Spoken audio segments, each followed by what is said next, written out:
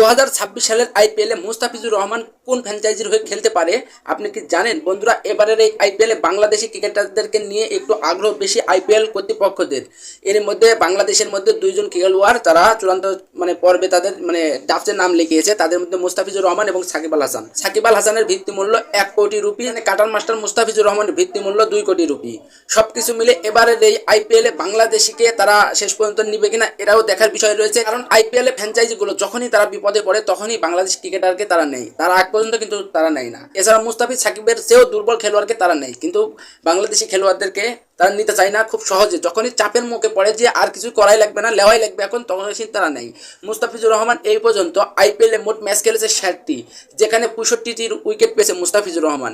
এক এক সময় এক একটি ফ্র্যাঞ্চাইজির হয়ে মুস্তাফিজ একবারের আইপিএলে মাঠ মাতিয়েছেন। সব কিছু মিলে মুস্তাফিজুর রহমান কিন্তু দারুণ সময়ে বল করতে পারে এবং কিপটামি বলারও সে, সব মিলে রানও কিন্তু দেয় না।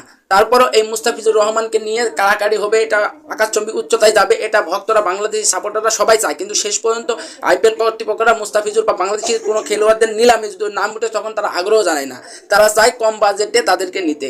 যেখানে মুস্তাফিজুরের ভিত্তিমূল্য এবার 2 কোটি রুপি, আর সাকিব আল হাসানের ভিত্তিমূল্য 1 কোটি রুপি। সাকিব আল হাসান নিজেই 1 কোটি কমিয়ে দিয়েছে, যেহেতু সাকিব আল হাসানের মার্কেট ভ্যালু এখন কম, সে এখন বিদেশি যেসব লিগ হচ্ছে সেসব লিগে খেলছে। আর মুস্তাফিজুর রহমান কিন্তু জাতীয় দলের হয়ে এখনো সার্ভিস দিয়ে যাচ্ছে। আর এই মুস্তাফিজুর রহমান গতবারের কিন্তু আইপিএলে দারুণ খুব একটা করতে পারেনি। তারপরও মুস্তাফিজুর রহমানকে এবারের এই আইপিএলে হয়তো বা সানরাইজার হায়দ্রাবাদ নাহলে দিল্লি ক্যাপিটালস, এই দুইজন এই দুইটি ফ্র্যাঞ্চাইজির মধ্যে যে কোনো একজন ফ্র্যাঞ্চাইজি নিতে পারে, এটা নিশ্চিতভাবে বলা যায়। তাছাড়া এই দুইজন ফ্র্যাঞ্চাইজি যদি না নেয় তাহলে মুস্তাফিজ এবারের এই আইপিএল খেলবে না, এটা নিশ্চিতভাবে বলা যায়। কারণ অন্য ফ্র্যাঞ্চাইজি তারা বাংলাদেশিকে নিতে